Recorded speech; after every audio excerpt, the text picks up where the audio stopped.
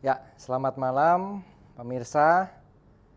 Shalom, Om Swastiastu, Rahayu, Namo Buddhaya, Assalamualaikum warahmatullahi wabarakatuh. Waalaikumsalam. Kembali jumpa dengan saya, Pendeta Johan Subagio, dan sekarang bersama dengan tamu kita, Gus Aan Ansori. Sebelumnya izinkan saya memperkenalkan tentang beliau. Beliau adalah seorang magister hukum Islam dari Tebu Ireng, Ya. dari Jombang, jauh-jauh datang khusus untuk kita ngobrol bareng nih. Monggo Gus, silakan mungkin memperkenalkan sedikit. Hari-hari ini lagi garap apa nih?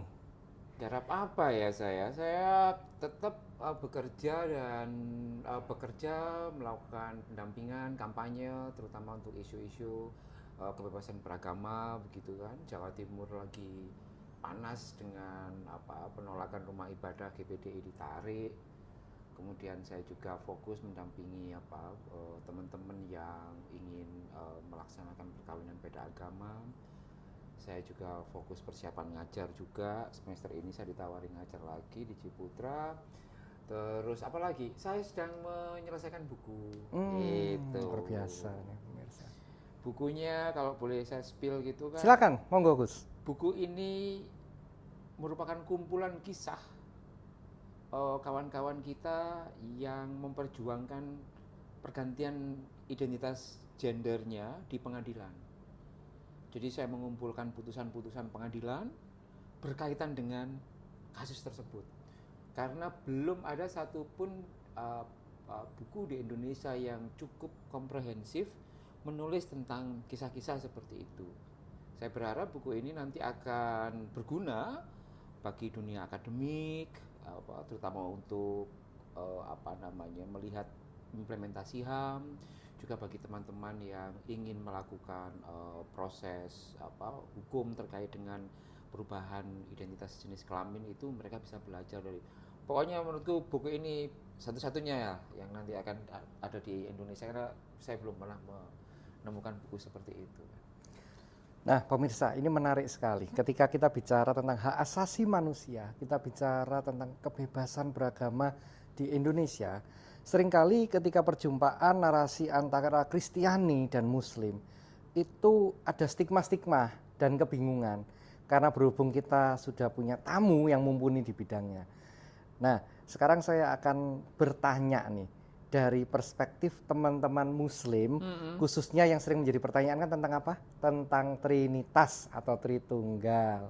Padahal seperti kita tahu bersama, iman Muslim inilah iman tauhid. Nah, monggo Gus, silakan. Artinya begini, kan kalau kita bicara tentang lintas agama dan Indonesia yang plural, ini membutuhkan bagaimana ada sebuah jembatan persamaan, artinya untuk dialog. Kalau tentang sesuatu yang berbeda kemudian menjadi debat kusir, wah itu banyak kan di luar sana. Nah, sekarang monggo panjenengan mungkin jelaskan sedikit dari, artinya gini, dua perspektif yang berbeda ini kan dari teman-teman Kristiani khususnya yang berpandangan Trinitarian dan dari teman-teman yang berpandangan oneness atau ini ya tauhid ini. Monggo Gus, silakan waktu dan tempatnya. Gimana ya?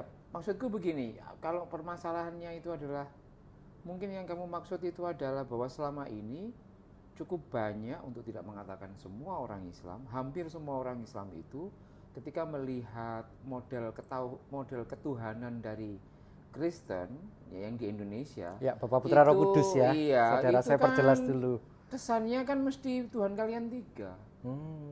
Tuhan kalian tiga. Kalau kamu nggak percaya, kamu keluar aja dari hotel ini, kamu nanya itu orang-orang yang jualan-jualan itu, kamu tanya, Bu, Pak, menurut jenengan, menurut sampean, Gusti ini wong Kristen itu siji ta telu, satu atau tiga. Saya kok percaya kebanyakan dari mereka akan mengatakan itu adalah tiga. Saya juga dulu berpuluh-puluh tahun berpandangan seperti itu kan ya. Mungkin karena keinginan untuk, mungkin ketidaksukaan ya, didorong oleh ketidaksukaan dan ketidakmengertian tentang kristologi dalam perspektif Trinitarian itu yang membuat kami dan banyak orang itu memandang bahwa ketuhanan Kristen di Indonesia kebanyakan itu adalah Trinitarian. Tapi yang ingin saya katakan begini, 3 tahun ini kemudian saya baru sadar bahwa sebenarnya awalnya sih saya nggak peduli kan, Tuhanmu telu, Tuhanmu papat, Tuhanmu 10, gak ngurus, itu kan urusan personal. Tapi lama-kelamaan cara pandang yang seperti ini kemudian mengkontribusi ketidaksukaan, kesalahpahaman terhadap orang Kristen itu sendiri. Baru setelah saya merefleksikan gitu, ternyata saya melihat bahwa sebenarnya sistem ketuhanan orang Kristen kebanyakan itu menurut saya itu ya monoteis, tauhid gitu loh. Tauhid. Jadi kalau tauhid itu kan bahasa Arab toh.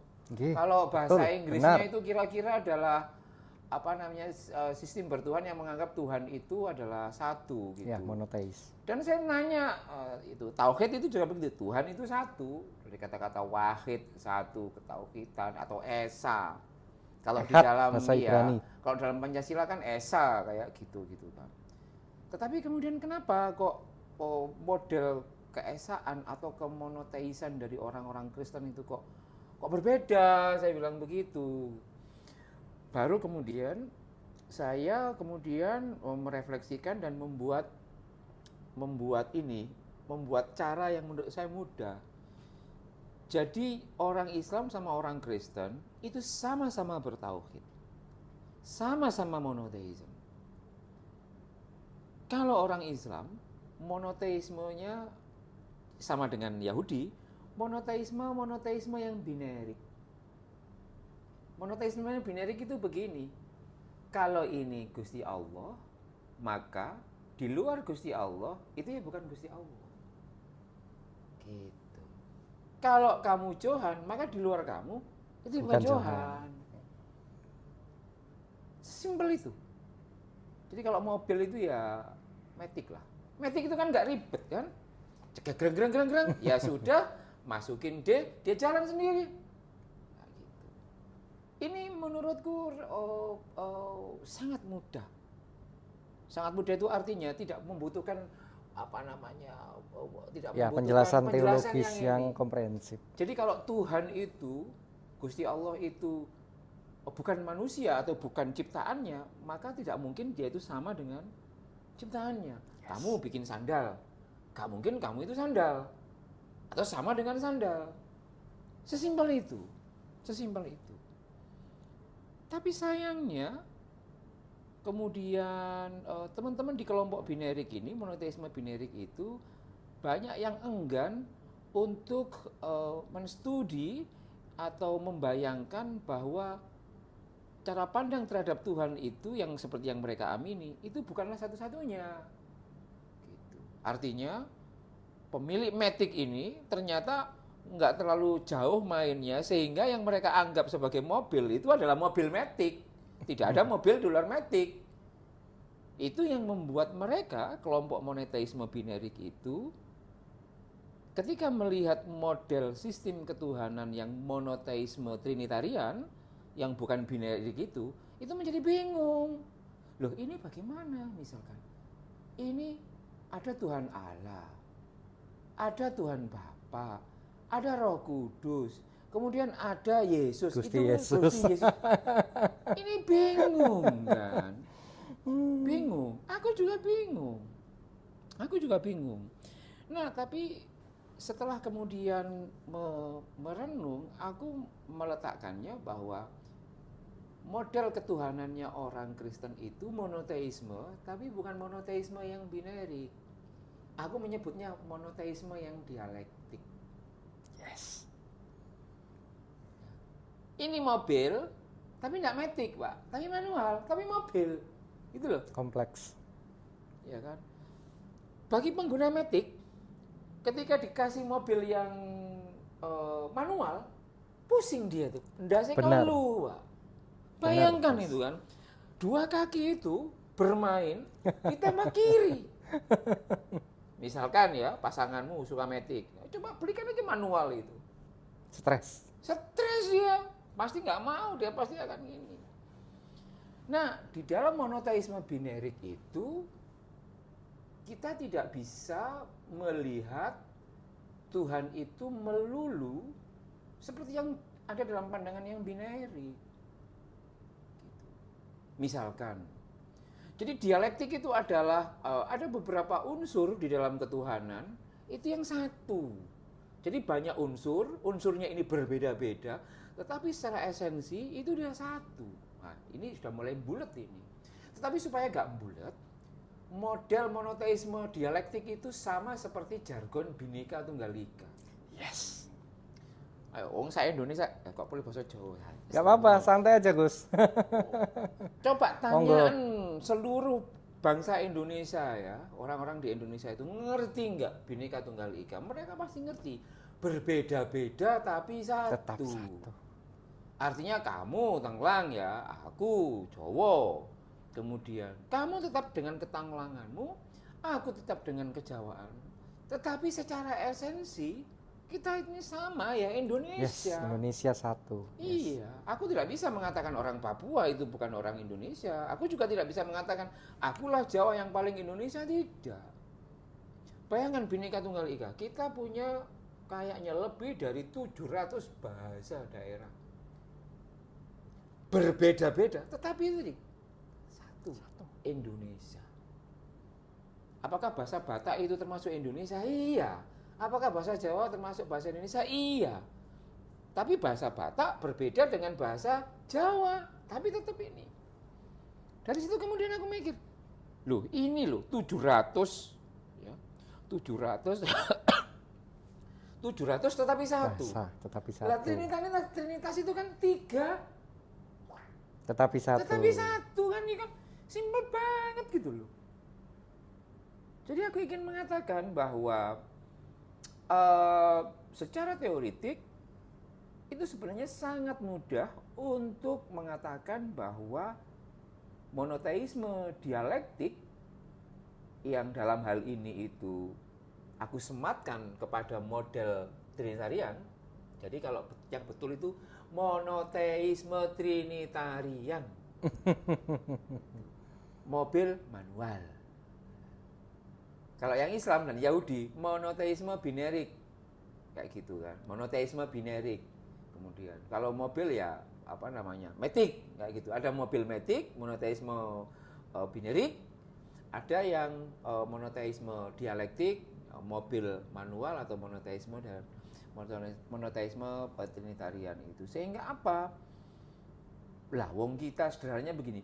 Lah, wong kita ini loh, orang Indonesia, percaya bahwa Bhinneka Tunggal Ika berbeda-beda, misalkan bahasa, 700 bahasa, tapi satu Indonesia. Yes. Belum lagi pulau. Pulau itu 13.000 pulau itu, nggak ada yang sama. Benar. Tapi kan kita mengatakan, berarti kan 13.000 dalam satu. Yes.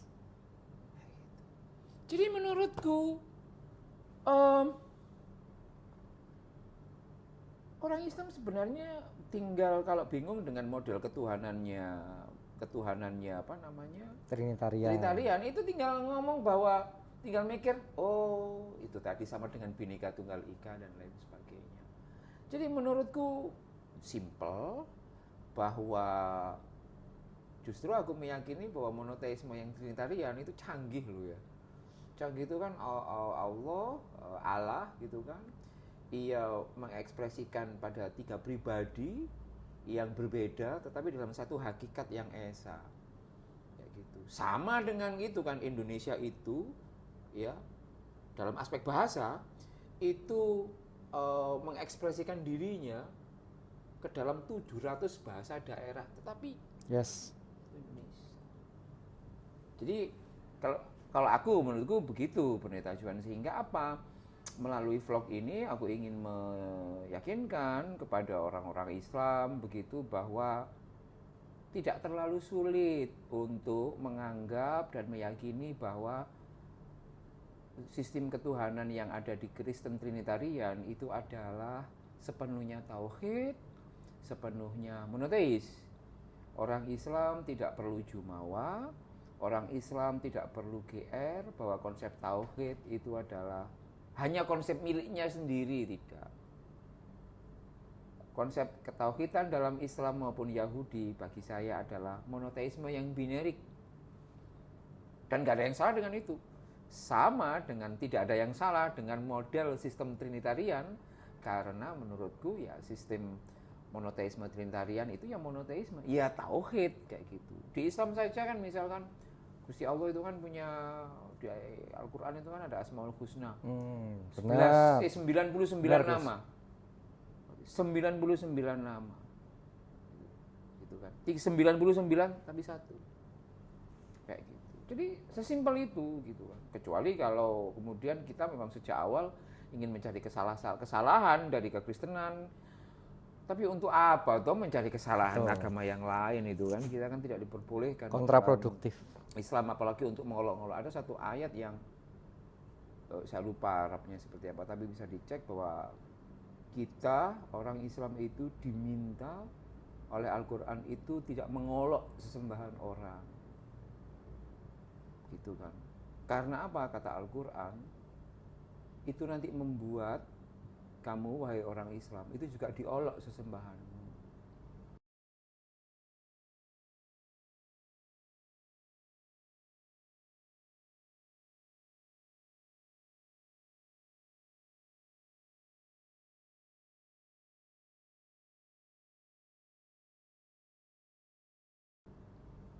Jadi ada apa namanya? Ada satu ayat yang memang benar-benar clear soal itu, yang meminta orang Islam itu waktu itu Nabi Muhammad diminta untuk tidak mengolok apa ya, ketuhanan agama lain gitu kan. Karena kata Tuhan, ya nanti agamamu diolok juga loh kayak gitu. Itu sih menurutku semoga bisa dipahami secara simpel, meskipun ada juga penjelasan yang terlalu daki-daki, tapi bagiku dengan membayangkan kalau kita bisa dengan mudah meyakini Bhinneka Tunggal Ika berbeda-beda tapi satu, harusnya ya dengan Trinitarian ya lebih mudah. Trinitarian 3 tapi satu itu kan, kita ini 700 tapi satu, 13.000 tapi satu kan simple gitu. Gitu sih Pendeta Johan. Ya, menarik ya pemirsa.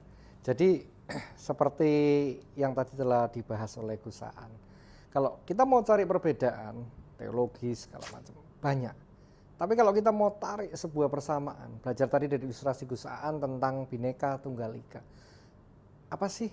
Kita ini kan sama manusia. Mau kita ini beragama Muslim, beragama Kristiani, ya dalam hal ini ya Katolik, Protestan dan berbagai aliran gereja ya. Demikian juga dengan Yahudi ya, Yudais. Artinya kan sama manusia. Kita memiliki darah yang merah, ya tulang yang putih. Kalau kita mencari perbedaan banyak, tetapi kalau persamaan kita mengerti kita sebagai sesama manusia, maka akan lebih mudah untuk kita saling mengasihi. Iya. Seperti pesan dari Gusti Yesus kan, atau Yeshua Masya mengatakan apa? Kasihilah sesamamu seperti dirimu sendiri. Harapan kami lewat podcast singkat kami ini bisa membantu teman-teman untuk saling memahami. Memang berbeda di dalam iman, dalam teologis. Tapi bukan berarti nggak bisa bersahabat. Karena apa? Karena tetap ada jembatan seperti itu. Maka pesan saya bagi pemirsa semua, Tuhan memberkati Indonesia. Salam Pancasila, salam Bhinneka Tunggal Ika. Mungkin Gus ada penutup untuk pemirsa? Silakan. Apa ya? Saya mendorong kepada pemeluk agama apapun itu, jangan pernah berhenti untuk mencari tahu tentang agama yang lain. Yes. Itu. Dan setelah mencari tahu, tonjolkan persamaannya. Tonjolkan persamaan, cari persamaan. Kata Gus Dur itu, semakin kita berbeda, semakin jelas di mana persamaannya. Monoteisme Islam dan Kristen Trinitarian itu jelas berbeda. Tapi semakin kita berbeda, semakin jelas di mana persamaannya. Persamaannya sama-sama monoteismenya, sama-sama bertauhidnya. Meski ekspresi dari ketauhidan itu, kemonoteisan itu kemudian bisa berbeda-beda. Kita sama-sama punya mobil kayak gitu. Yang satu mobilnya matic, yang satu mobilnya manual. Tapi kan persamaannya kita sama-sama punya mobil dan masih bisa digunakan. Seperti itu sih. Itu ya, Pendeta Johan. Oke, matur nuwun Gus Aan. Mantap sekali ya pemirsa ya. Sekali lagi doa kami, Tuhan memberkati Indonesia, jayalah negeriku, ya kan? Dan karena ini juga momen Agustus, kalian kita ucapkan Dirgahayu Indonesia. Tuhan memberkati, sampai jumpa minggu depan.